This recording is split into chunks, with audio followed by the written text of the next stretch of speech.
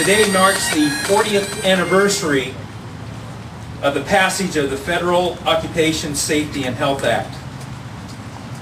Since that day, we have taken this day to remember those who have lost their lives this year because of workplace accidents, and to recommit ourselves that we are willing to do everything we can to prevent future tragedies. Today we stand here at this memorial to remember the 34 of Oregon's men and women who lost their lives on the job last year, and renew our commitment to make our workplace safer starting today. Every year, tens of thousands of American workers are killed by workplace injuries and occupational diseases, and whereas tens of thousands more are permanently disabled and millions are injured. And whereas concerned Americans are determined to prevent these tragedies by organizing Workers' Memorial Day on April 28th, a day chosen by the unions of the AFL-CIO as a day to remember these victims of workplace injuries and disease, and renewing efforts to seek stronger safety and health protection, better standards and enforcement, and fair and just compensation, and rededicating ourselves to improving safety and health in every American workplace. We gather this day as people from different faiths, all united in our love of Oregon and our commitment to justice. Help us to make conditions even safer for workers. Help us to build bridges between labor and business that promote the common good. During this time of economic hardship, O God, let us never forget our shared responsibilities for one another. We are our brother's keeper. We are our sister's keeper. Let us live out that mandate from you in ways that build up the beloved community.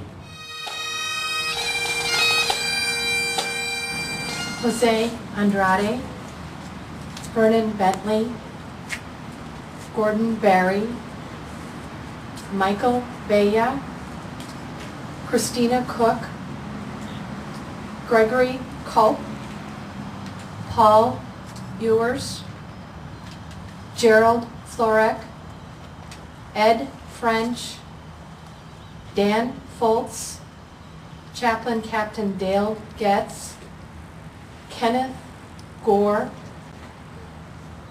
Louis Hertel, Private First Class Anthony Justison, Roy Kettle, Sergeant Joshua Langsdorff, and Jimmy Martin.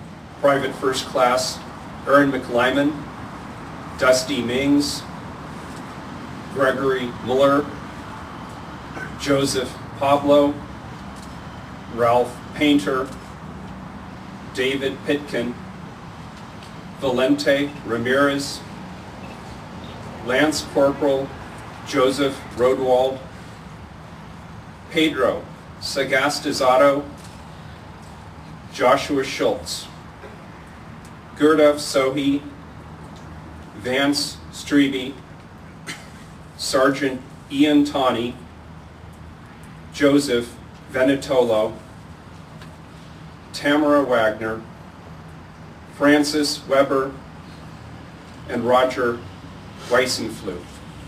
It isn't simply that events occur and that causes change.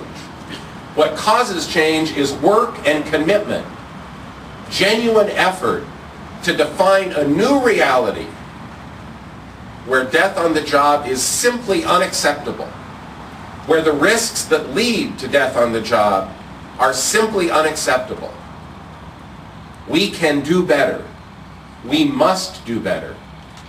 As we mourn those we have lost, we must again commit ourselves to fight like hell for the living. That's the job we have. That's the challenge that faces us. Our work can't stop here on April 28th, taking one day to remember those lives that are lost. It must go on through our safety committees every day in the plant in Portland and in safety committees and work sites throughout Oregon to make our workplaces safer for all Oregonians. So when the shift is over, we all go home safe and healthy to our families, because there should be more of us who remember and fewer to mourn.